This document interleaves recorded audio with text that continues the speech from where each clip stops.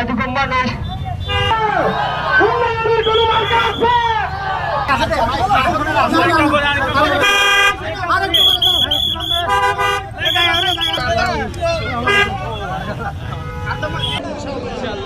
আপনাদের খেদমত করার সুযোগ আল্লাহ রাব্বুল আলামিন যদি দেন তাহলে এটাই হবে আমার জন্য জীবনের সবচেয়ে বড় পাওয়া।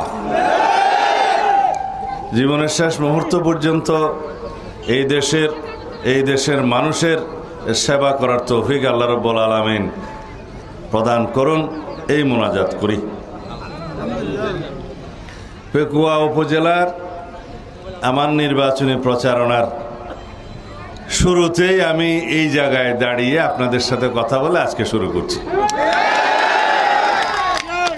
এখান থেকে যে শিলকালি হয়ে বারোবাকিয়া হয়ে টৈটং হয়ে রাজাখালী হয়ে তারপরে পেকুয়া, তারপরের দিন আমরা পেকুয়া মংনামা ওজানটিয়া হয়ে 2 দিনে নির্বাচনের পুরাদমে কার্যক্রম যখন শুরু হবে তখন ইনশাআল্লাহ আরও বিভিন্ন জায়গায় একদম ঘরে ঘরে যাওয়ার চেষ্টা করব যতটুকু আল্লাহ তৌফিক দেয়।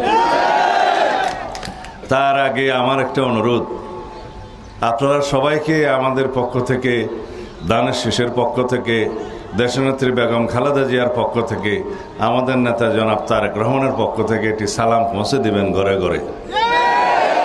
দিবেন তো? সবাইকে দানের শীষের পক্ষে সালাম পৌঁছে দিবেন। আমার নেত্রী দেশনেত্রী বেগম খালেদা জিয়ার সুস্থতার জন্য সবাইকে দোয়া করতে বলবেন। আমাদের নেতা জনাব তারেক রহমানের পক্ষ থেকে সবাইকে সালাম পৌঁছে দিবেন।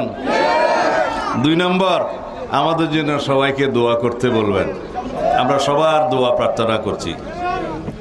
3 নম্বর, দানের শীষের পক্ষে একটা ভোট প্রার্থনা করবেন। 2 হাত তুলে ইনশাআল্লাহ।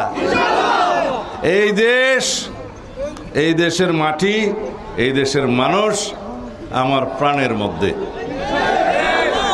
আপনারা জানেন ইনশাআল্লাহ আগামীতে জনগণের সমর্থনে আল্লাহ রাব্বুল আলামিনের অশেষ রহমতে যদি বিএনপি রাষ্ট্র পরিচালনার দায়িত্বপ্রাপ্ত হয়, সরকার গঠন করে, তাহলে এই উন্নয়ন আছে ইনশাআল্লাহ ভরপুর উন্নয়ন হবে।